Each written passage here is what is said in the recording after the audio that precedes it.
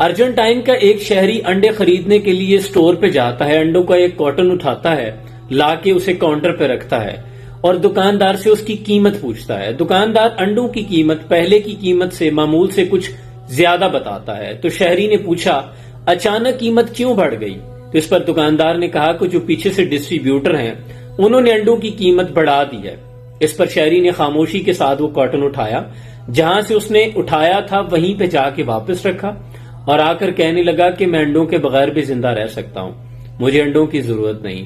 اس کے بعد یہ کام ہر شہری نے بغیر بائیکاٹ، بغیر کوئی مہم چلائے، بغیر ہڑتال کیے کیا، کیونکہ انہوں نے سمجھا یہ کمپنیاں ہمیں بلیک میل کر رہی ہیں۔ اور آپ سوچیں کہ نتائج کیا ہوں گے۔ ابھی ہفتہ نہیں گزرا تھا کہ جب ڈسٹریبیوٹرز دوبارہ دکانوں پہ سٹورز پہ انڈے دینے کے لیے آئے تو سٹور مالکان نے انڈے لینے سے انکار کر دیا کہ جو پہلا سٹاک ہے وہ ابھی تک گوداموں میں پڑا ہوا ہے، وہ سیل نہیں ہو رہا۔ اس پر جو کمپنیاں تھی، پولٹری فارم کی تھی، جو آنرز تھے، انہوں نے کہا ضد پہ اصرار کرتے ہوئے کہ کوئی بات نہیں، جب لوگوں کو ضرورت پڑے گی نا تو یہ خود ہی انڈوں کی خریداری معمول پہ آ جائے گی، لوگ خریدنا شروع کر دیں گے، رہنے دے ابھی ضد کر رہے ہیں۔ پرائس کم نہیں کی گئی لیکن لوگ اپنی ضد پہ اڑے ہوئے تھے کہ ہم انڈے نہیں خریدیں گے۔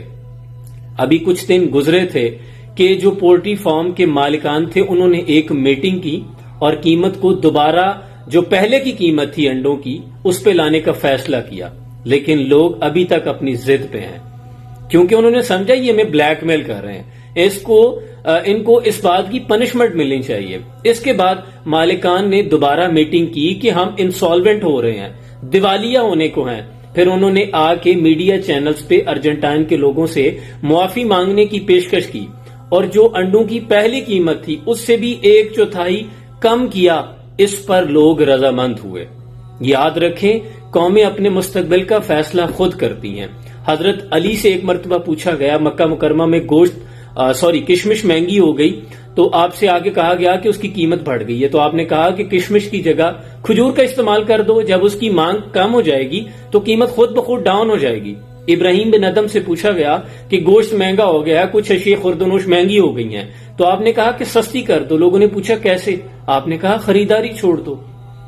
یہ مہذب معاشرے ہوتے ہیں وہ ایسا کرتے ہیں، لیکن صد افسوس ہمارے ہاں پتہ چل جائے چیز مہنگی ہونے والی ہے، پٹرول مہنگا ہونے والا ہے، سٹاک کرنا شروع کر دیتے ہیں، لائنیں لگ جاتی ہیں، جا کے احتجاج کرنے کی بجائے ہم گھروں میں سٹور کرنے لگتے ہیں۔